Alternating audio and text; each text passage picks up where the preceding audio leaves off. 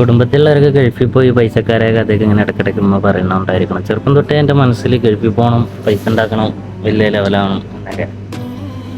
അങ്ങനെ 10-15 വയസ്സായത് ഞാൻ തന്നെ സ്വന്തമായിട്ട് ഒരു ദിവസം ഉണ്ടാക്കി എൻ്റെ ഇഷ്ടത്തിന് ഞാൻ ദുബായിലെത്തിയ കാലം തൊട്ട് കേൾക്കാൻ തുടങ്ങിയാണ് നിൻ്റെ നല്ല പ്രായമാണ്, രക്ഷപ്പെടും, പൈസ ഉണ്ടാക്കും എന്നൊക്കെ. പക്ഷേ നല്ല പ്രായം കഴിഞ്ഞ് ഈ പ്രായമായിട്ടും രക്ഷപ്പെട്ടിട്ടില്ല. പൈസ ഉണ്ടാക്കിയിരിക്കണേ അതൊക്കെ ഏതൊക്കെയോ വഴിക്ക് എങ്ങനെയൊക്കെയോ പോയി, അതിനൊരു കണക്കില്ല. ഇപ്പോഴും ചോദിക്കണേ നീ എന്താ ഉണ്ടാക്കിയിരിക്കണം. അപ്പോൾ പറയാനുള്ളത് എന്താ പറഞ്ഞാൽ പൈസ ഉണ്ടാക്കാറുണ്ട് ഇപ്പോഴത്തെ കാലത്ത് ആരും ഇങ്ങോട്ട് കയറി വരുമൊന്നും വേണ്ട.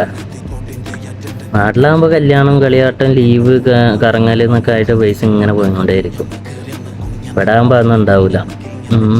എല്ലാ ദിവസവും പണി ഉണ്ടാവും, ശമ്പളം കറക്റ്റായി കിട്ടും, മാസം ഒരു തുക നാട്ടിൽ കേൾക്കാം. അവർ മെയിൻറ്റ് വെച്ചിട്ട് വരികയാണെങ്കിൽ നമുക്ക് ഇവിടെ പിടിച്ച് നിൽക്കാൻ കഴിയും.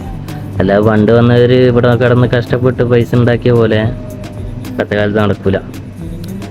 ഞാൻ ആരോ പറഞ്ഞ് കേട്ടിട്ടുണ്ട്, പണ്ടുള്ള അറബികൾക്ക് കണക്കൊന്നും അറിയാത്തതുകൊണ്ട്, നാട്ടിലത്തെ വാല്യൂ ഒന്നും അറിയാത്തതുകൊണ്ട് വാരിക്കൊരു തരുമായിരുന്നു അത്ര.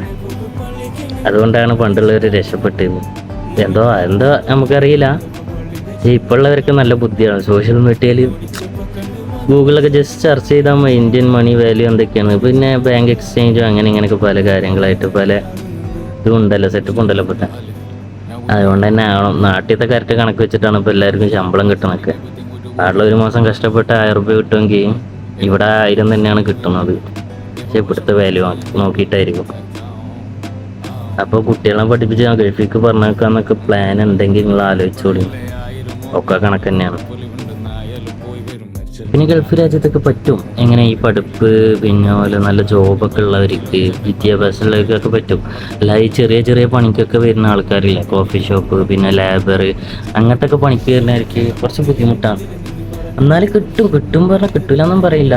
നാട്ടിനെക്കാട്ടി ചെറിയ ഡിഫറൻറ്റ് ഉണ്ടാവുള്ളൂ. ഇപ്പോൾ നിങ്ങൾ വാല്യൂ നോക്കുകയാണെങ്കിൽ ഇപ്പം ഞാൻ പറയാം എൻ്റെ ശമ്പളം 150 നാട്ടിൽ 30,000 റുപ്യ. അപ്പോൾ ഏത് ചായക്കട പോലും നാട്ടിൽ രാവിലെ തൊട്ട് വൈകുന്നേരം വരെ അടിച്ചു പറഞ്ഞ ദിവസം 1000 റുപ്യ വെച്ച് കിട്ടും. അത് 30 റുപ്യ അല്ലേ? കണക്കാക്കി നോക്കിയാൽ